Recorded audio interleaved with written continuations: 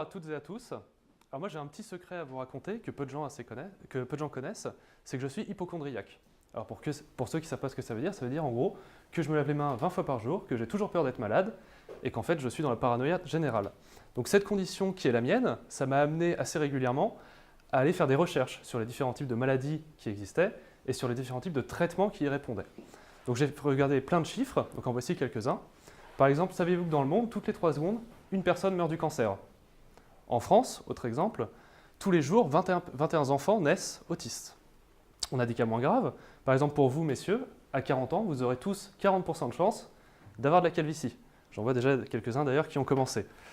Toujours pour vous, messieurs, il y en a 27% d'entre vous qui sont insatisfaits de la taille de votre pénis.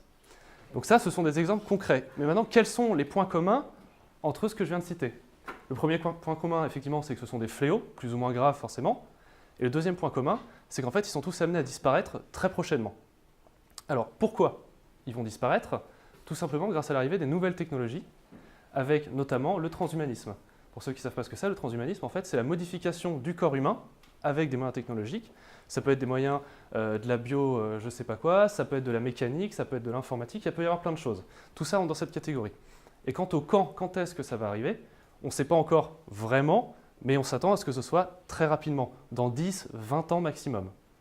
Donc moi, ça m'a beaucoup intéressé, étant hypocondriaque, et donc je suis allé me renseigner sur Internet et dans les livres pour savoir qu'est-ce qu'on en dit de ce mouvement transhumaniste. Et j'ai vu qu'en fait, il y avait deux prises de position très fortes, très manichéennes. Il y avait soit ceux qui étaient complètement pour, donc par exemple les responsables chez Google, qui sont des parfaits exemples, ou alors ceux qui sont totalement contre. Donc là, je n'ai pas d'exemple en tête, mais en tout cas, il y a une grosse partie de la population. Donc j'ai réfléchi à ce débat, je me suis renseigné, et là je me suis dit, c'est un peu bête quand même comme débat, parce qu'en réalité, il n'y a pas de pour ou de contre. Les avancées technologiques, elles arrivent, et on va les accepter quoi qu'il arrive. Je vais vous expliquer un peu pourquoi en prenant un exemple concret. Prenez un homme, la quarantaine, qui s'appelle Bernard. Bon, Bernard, il est contre les nouvelles technologies, contre le transhumanisme, il n'est pas extrémiste non plus, mais bon, il n'a pas envie d'aller plus loin, il pense qu'il y a un risque pour la population. Très bien. Bernard, il a une petite famille, et puis un jour, Bernard, il a un accident de voiture. Et là, lui, il s'en sort complètement indemne. Sa petite famille, par contre, là, ils sont tous dans le coma. Ils sont tous entre la vie et la mort, ils ont tous un truc différent, et on peut tous les guérir. Mais si on veut les guérir, il va falloir changer certaines pièces de leur corps, il va falloir faire des traitements au niveau du cerveau, du bras, de la moelle épinière. Bref. Donc là, Bernard, c'est lui qui doit signer la feuille pour dire oui ou non. Il a un choix. Est-ce qu'il reste fidèle à ses convictions contre le transhumanisme et la modification du corps humain, ou est-ce qu'il sauve sa famille? Alors dans le cas de Bernard, on ne sait pas, puisque c'est un personnage fictif, comment il va réagir. Moi, en tout cas, à sa place, je sais comment je réagirais. Je me doute aussi de la plupart d'entre vous comment ils vont réagir. En fait, on est très peu, à part les plus jusqu'au-boutistes, qui seraient prêts à mettre en danger leur vie ou celle de leurs proches pour des raisons éthiques ou morales. Donc en réalité, le transhumanisme, il va arriver obligatoirement. Quand on va avoir un cancer, qu'on aura la possibilité de le soigner, on va le soigner. Et donc ce qui va se passer, c'est que ça va s'installer. On va s'y habituer, et puis il y a aussi un côté confort qui va se mettre en place. Comme avec chaque avancée technologique, on va y prendre goût et on va aller toujours plus loin. Donc on va commencer effectivement par le cancer, puis ensuite un jour, on va soigner les enfants de l'autisme en modifiant les gènes, et puis on va finir en traitant la calvitie et en augmentant la taille du pénis. Donc ça, c'est quelque chose qui varie de façon quasiment obligatoire, c'est la nature humaine. Donc maintenant, la question, une fois qu'on sait qu'il n'y a pas vraiment de pour ou de contre qui rentre en jeu, c'est plutôt le comment. Parce que le transhumanisme, c'est pas tout beau, c'est pas tout joli. En fait, ça représente même le plus gros risque que l'humanité ait jamais pris.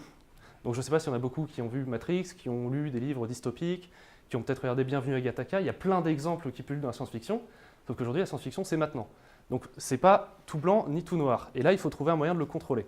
Donc la question, c'est, à notre échelle, comment le contrôler? Nous, en soi, on n'est personne. En France, on n'a aucun pouvoir là-dessus. Ce n'est pas les Français qui font des découvertes.